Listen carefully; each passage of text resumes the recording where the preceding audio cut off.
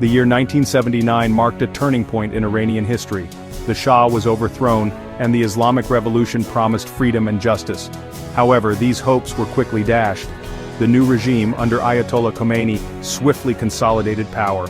It imposed a theocratic dictatorship. Dissent was silenced. Opponents were imprisoned or executed. The regime's grip on power tightened with each passing year.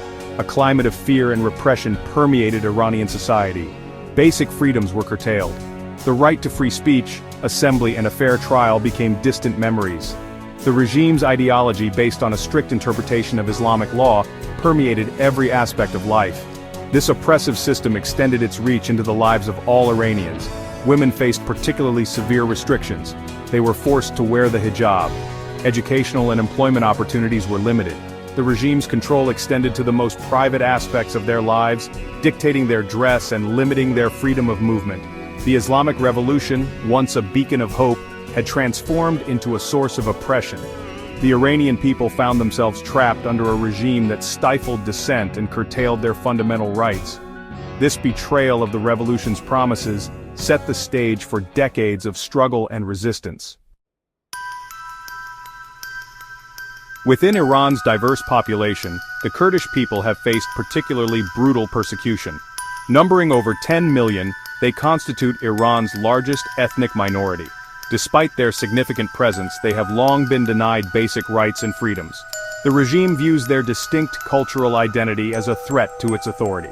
The Kurdish language, a cornerstone of their cultural heritage, is banned from schools and official use. This systematic suppression of their language aims to weaken their sense of identity and assimilate them into the dominant Persian culture. Economic marginalization further exacerbates their plight. Kurdish regions suffer from chronic underdevelopment and lack of investment, leaving many mired in poverty. The regime's oppression extends beyond cultural and economic spheres. Kurdish areas are heavily militarized, with a constant security presence. This militarization creates a climate of fear and intimidation, discouraging any form of dissent or protest.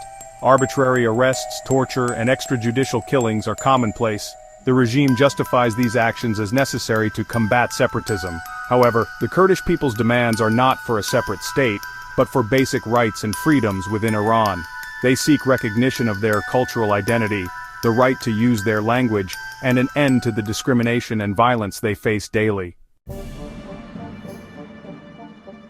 Despite the ever-present threat of repression, the Kurdish people have refused to be silenced. Their struggle for freedom and equality is deeply intertwined with the broader Iranian pro-democracy movement. The Kurdistan Democratic Party of Iran, or KDPI, founded in 1945, has been at the forefront of this struggle.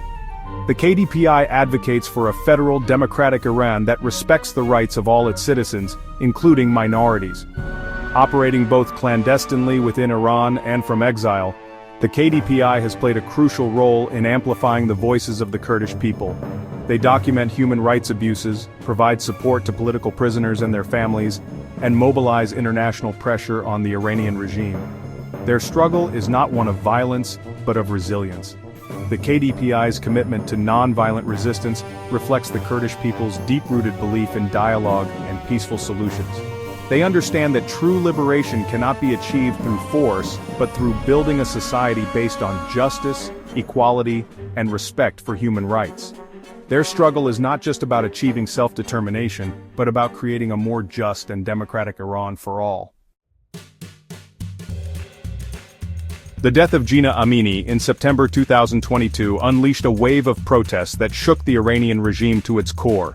Jina, a 22-year-old Kurdish woman, was arrested by the morality police for allegedly wearing her hijab improperly.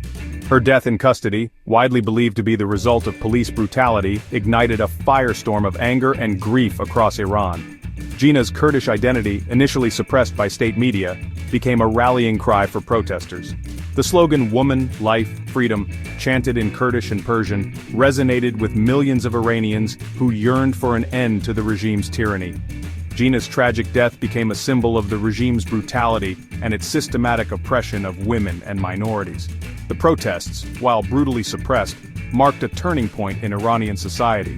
They demonstrated the depth of anger and frustration towards the regime, and highlighted the power of collective action. Jina's death, though a profound tragedy, galvanized the Iranian people. particularly the youth, who dared to imagine a different future for their country. Her legacy continues to inspire resistance and hope for a free and democratic Iran,